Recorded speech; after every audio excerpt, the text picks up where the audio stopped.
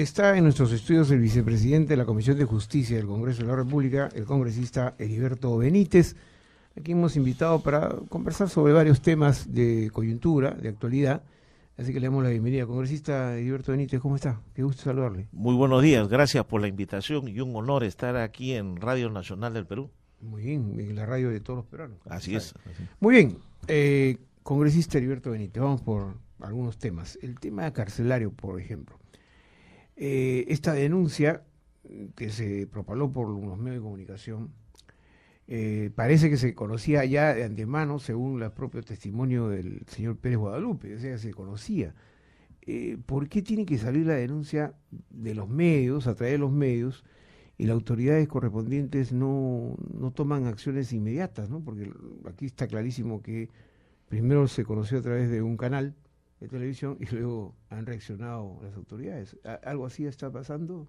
Mire, y además no es la primera vez que vemos que se organizan fiestas con orquestas, con vedettes, con bailarinas, con harto licor dentro del penal. Si bien es cierto, los internos tienen un momento digamos, de relajo, de parte de su readaptación social, poder organizar este tipo de eventos, pero ya hay momentos en que se extralimitan, ¿no? Como casos como estos, que van a investigar seguramente no solo por qué ingresaron, sino quién financia todo esto, como un delegado de un penal que está involucrado, creo, en delitos de secuestro, que son graves, pueden lograr obtener tal cantidad de dinero para hacer fiestas de esa magnitud, ¿no?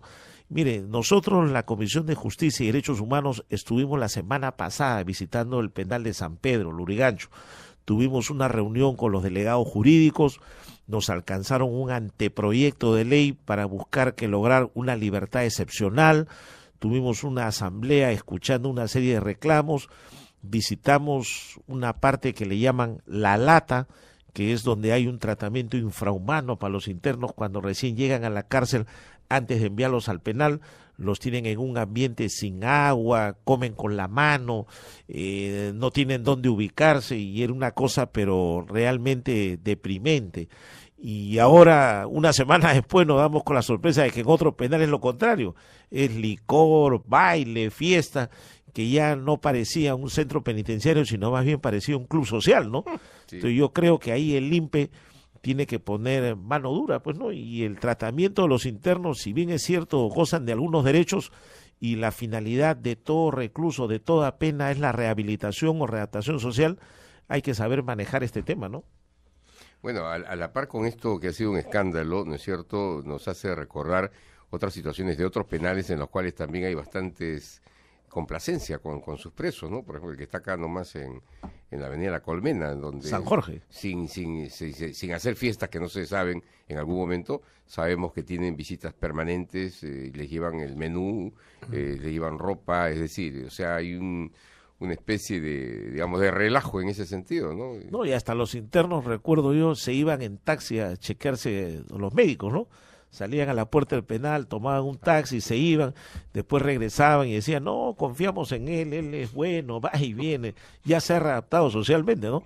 Entonces, yo comprendo que a veces el INPE no tiene presupuesto, no hay alimentación adecuada para todos, las visitas las restringe, pero en otros extremos se dan cosas pues que ya son inexplicables, ¿no? Pero habría que declarar ya en reorganización, emergencia, al Instituto Mira, Nacional. don Alberto, lo han declarado tantas veces en reorganización, y al final yo creo que antes de reorganizar, primero debería organizarse, porque ¿qué vamos a reorganizar si el penal está controlado a veces por ciertas mafias o ciertos niveles de corrupción? Ayer el ¿no? presidente del INPE dijo, el señor Pérez Guadalupe, que cuando él ingresó hace, no sé, creo que 17 meses, algo así, destituyeron o controlaron por lo menos a 30 funcionarios, ¿no? O 30 de los empleados.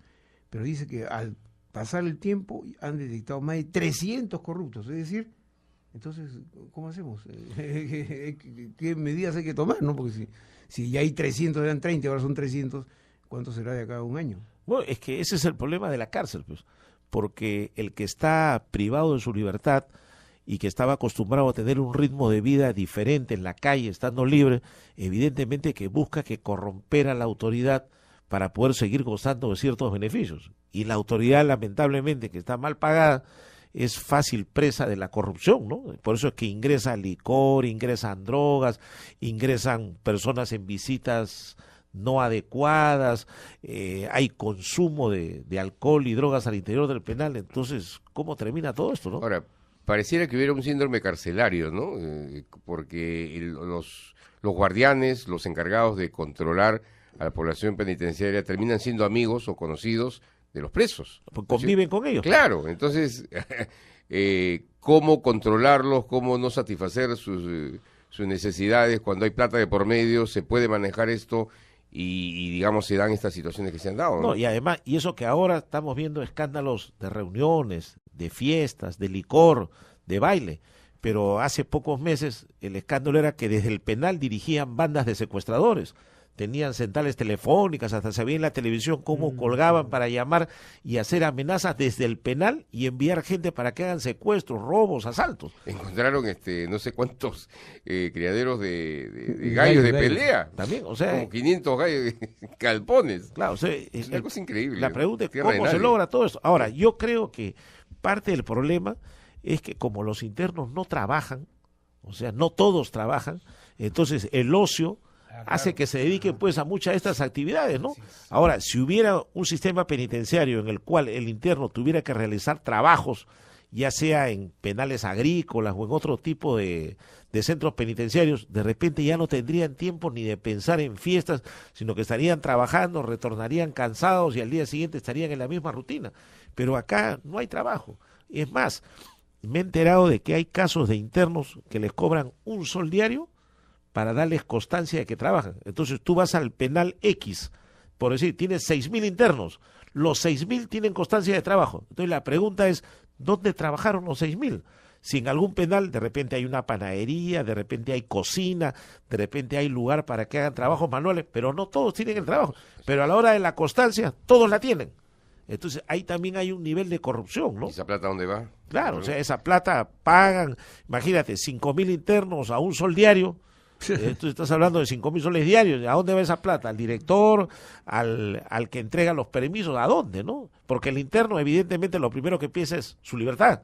Claro. Más que en el proceso que tiene, quiere salir libre, ahora, acomodar el lugar. ¿Cómo cambiamos esto? Bueno, yo creo que primero que el tema penitenciario, creo yo, habría que imponer el trabajo, ¿no? Que eso podría en algo desvirtuar un poco la imagen que hay de un penal donde nadie hace nada. Segundo, mejorar económicamente los ingresos. Y tercero, construir penales pues más amplios. Acá son como ergástulas, mazmorras, celdas pequeñas donde hay 15, 20 internos que no tienen ni dónde dormir. Deberían hacer penales agrícolas, digo yo, pongamos Huancayo, Huancavelica, Ayacucho, llevar los internos a que trabajen, alejados de la ciudad también, porque donde se construye un penal, basta que pongan luz y agua, automáticamente llegan poblaciones alrededor y se instalan, y a los 4 o 5 años ya están viviendo al costado y los penales están en medio de la ciudad. Lurigancho, San Jorge están en medio de la ciudad, al costado hay colegios, hay nidos, hay restaurantes, hay negocios, y eso se presta para la corrupción y para el vicio, ¿no? Ahora, congresista Heriberto Benítez, cambiamos un poquito de tema. Usted fue el que infiló las baterías contra el ex ministro de Justicia, Aurelio Pastor, en su momento, ¿no es cierto?, cuando se discutía el tema de la redención de las penas, que parece que hay un caso ahí bastante notorio de aparentemente de corruptelas. Hoy Aurelio Pastor ha caído prácticamente en desgracia con esta denuncia que lo afecta directamente, ¿no? Lo compromete, mejor dicho, directamente, de que estaría cobrando por tráfico de influencias. ¿Usted qué acciones va a tomar? ¿Ha hecho un seguimiento? ¿Qué está haciendo? Mire, el año pasado, cuando en el Congreso presentamos una moción para investigar la gestión de Alan García, y todo el mundo hablaba de diversos temas, de los decretos de urgencia, de la reconstrucción del Estadio Nacional, de los colegios emblemáticos, nosotros tocamos la parte referida al sector justicia, donde pudimos comprobar que se habían dado casos de conmutaciones de pena a favor de condenados por tráfico de drogas y robo agravado que habían obtenido el beneficio de la libertad. Comprobamos 5.000 casos de personas condenadas por tráfico de drogas y robo agravado a quienes les rebajaban la pena de 15 a 4 años, de 15 a 5 años, de 12 a 3 años, con lo cual salían libres. Era una manera de sacarle la vuelta a los, digamos, a los beneficios penitenciarios que les puede dar un juez. Entonces, como en el Congreso se esforzaban en evitar beneficios, en convertir el 2x1 en 5x1, 7x1, entonces el interno, el condenado, decía, ya no puedo ir al juez a pedirle un beneficio. ¿Cómo le saco la vuelta a esto? Presento mi expediente de conmutación de pena, me rebajan la pena y me voy a la calle. Entonces descubrimos 5.000 casos y tuvimos la presunción de que por esos casos no se dan gratis. Evidentemente el interno condenado por drogas a 15 o 20 años de prisión paga la suma de dinero que fuera necesario para salir en libertad. Entonces nosotros decíamos, si hay 5.000 casos y dieran 10.000 soles cada uno, ¿cuánto dinero habría de por medio? Entonces eso se está investigando en el Congreso. ¿Quién era el ministro donde se dieron más conmutaciones de pena? Aurelio Pastor, se dieron más de 2.000 durante su gestión de tráfico de drogas y robo agravado. Y la conmutación de pena es un beneficio que lo elabora el Ministerio de Justicia a través de su conmutación de gracias y el presidente de la República lo otorga. Entonces, en su momento lo denunciamos, algunos no nos creían. Luego, el país recuerda que todo se comentaba que el indulto al señor Cruzilla no era gratis. Decían que había dinero de por medio. Nunca se llegó a demostrar, pero había sospechas. ¿Quién estaba detrás de todo esto? Y el ministro que llevó a cabo el trámite fue Aurelio Pastor. Entonces, hoy en día, que recordamos las conmutaciones de pena, que recordamos el caso Crucillat, y ahora parece que a una alcaldesa provincial le piden 50.000 soles, la sospecha pues se va convirtiendo en algo de realidad. Entonces, ahí hay muchas cosas que investigar por la conducta de las personas. Si Ahora, mira, una alcaldesa que gana 8.000, 9.000 soles, fácilmente no va a pagar 50.000, así que yo tampoco creo esa historia de que el abogado puede cobrar lo que quiera mientras se lo paguen, no, porque el abogado también tiene que ver tu cliente qué posibilidad económica tiene de pagarte. Por eso, como no te va a poder pagar los 50.000, ¿cómo te va a retribuir? Con obras o con otro tipo de situaciones que van a hacer cubrir esos gastos. Ningún abogado que tenga algo de conciencia le va a pedir 50.000 soles a una mujer que gana 8.000 y que de ahí tiene que vivir, o salvo que la quiera inducir a que caiga en corrupción, ¿no? Ahora, ¿cuál va a ser el proceso que se le va a seguir y en todo caso se va a pedir en algún determinado momento la detención del señor Pastor? Mire, yo lo que veo en principio es que Rómulo León, por un audio, terminó en la cárcel. Yo no sé si Aurelio Pastor por otro audio va a seguir el mismo camino, ¿no? Yo la verdad, en esa época Rómulo León tampoco era funcionario público. Simplemente conversaba con Kimber y terminó preso. Ahora, hoy día Aurelio Pastor no es funcionario público, simplemente conversaba con una alcaldesa, pero si los fiscales y los jueces siguieran la misma línea de conducta, yo creo que Aurelio Pastor puede seguir el mismo camino de Rómulo León. Él puede alegar en su defensa que, digamos, las acciones que se le atribuyen de tráfico de influencias las puede convertir en lobby, en un cierto de lobista.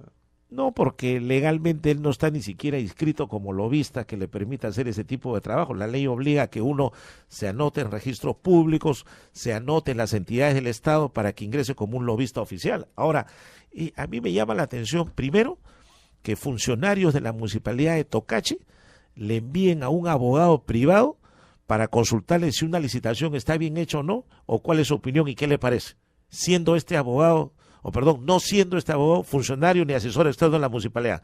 Primer punto que debe investigarse: hay dinero de por medio, hay actividades del Estado, puede haber corrupción. Segundo punto, que un abogado le diga a su cliente: mira, un magistrado del jurado me ha llamado por teléfono, quiere reunirse conmigo, me ha pedido una reunión, acá voy a ver cómo hago con él y te puedo ayudar. Ahí va entrando el tráfico de influencia, porque hay una doctrina en materia penal que lo ha dicho bien el procurador Arbizú, que es relacionado al el vendedor de humo, que es el que se jacta de las cosas, y al final no tiene nada, pero la sola influencia de jactarse engatusa al cliente para cobrar y obtener un beneficio económico, que podría ser incluso, según otros abogados, una especie de estafa encubierta. Te engatusa, te engaña para obtener un beneficio económico. Y el tercer punto es, él habló con un fiscal supremo y dice bien claro en el audio, le dice a la alcaldesa: eso salió por mi gestión. O sea, sí hizo la gestión. Y después él dice, yo nunca la defendí, yo nunca hice el contrato, no me dijeron nada. Entonces hay una serie de contradicciones que lo van complicando al solo. Tenemos, don Heriberto Benítez, habrá oportunidad para seguir conversando, pero tenemos pocos minutos para concluir con esta entrevista, pero ¿por qué ustedes insisten en la revocatoria de Susana Villarán, lo de Solidaridad Nacional? Bueno, cuando usted, don Alberto, dice, ustedes insisten, no le llego a entender, porque yo no he insistido en la revocatoria. Yo no he firmado la revocatoria de Villarán. Yo no he participado en esa campaña. Pero yo creo, Luna es su secretario general, ¿el suyo o no? Bueno, él es de Solidaridad Nacional. Yo llegué a Solidaridad invitado por el movimiento Cuenta Conmigo ¿usted de no Ancash. se solidariza con ellos? No, yo soy un invitado de Solidaridad que llegué por Ancash, por el movimiento Cuenta Conmigo. Formo parte del grupo parlamentario Solidaridad Nacional, es cierto. ¿Pero su opinión personal cuál es? ¿Va a la revocatoria o no? Mire, yo creo que ya la revocatoria está en camino. Ahora, se ve que hay un gran sector del país que quiere revocar a la alcaldesa, pero a mí me parece que actuar de esa manera puede debilitar a las instituciones. O sea, una revocatoria no es tan fácil de que por una enemistad política tú puedas, como se dice popularmente, tumbarte a una alcaldesa, ¿no? Disculpe que le contradiga, congresista, decir que hay un gran sector del país que quiere revocarla, digamos, cuando quien organiza una revocatoria prácticamente compra firmas, falsifica firmas y todo esto. A mí no me representa, por ejemplo, el señor Marco Tulio, y no creo que represente un gran sector de la población como para decir que es un gran sector del país el que quiere revocarla, ¿no? Pero un elemento que te permite opinar eso es que, según las encuestas, casi el 60% quisiera que vaya a una revocatoria. Y es un sector del país que opina. Una cosa distinta es quien hace la recolección de firmas, que según dicen regalaban arroz, regalaban menestras, que habían firmas falsas, y ese es un tema diferente. Pero la percepción de la opinión es que una alcaldesa que no ha hecho obras o que no ha estado comunicando como debe ser, puede ser revocada. Ahora depende de ella, que de aquí a la fecha de revocación pueda realmente demostrar que sí está haciendo obras para que la gente cambie de opinión. Dos últimas preguntas, congresista Heriberto Benítez, porque ya la verdad sí la hora está encima de nosotros. ¿Indulto a Fujimori? ¿Usted? En contra. En contra, totalmente en contra. Ya. Por los graves delitos de corrupción y de violación a los derechos humanos. ¿Está usted de acuerdo con la política que está implementando el gobierno para luchar contra el Movadef? Me parece que debería actuarse en un campo más político, ¿no? No solo concentrarlo al tema de reprimir las penas, de condenar por apología de la subversión que puede afectar la libertad de prensa, sino creo que debe haber un mayor trabajo político para recuperar a esos jóvenes que muchas veces desilusionados porque los políticos lo engañan, tratan de irse a movimientos que tienen posiciones diferentes o preocupantes, ¿no?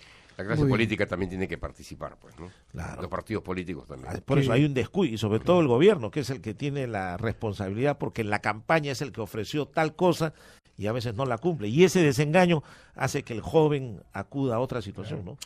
Don Heriberto Benítez, queridos amigos, como siempre, a todos nuestros invitados, ustedes ya saben que prácticamente hace más de 3 semanas que hemos institucionalizado aquí en Radio Nacional los caramelitos anticorrupción.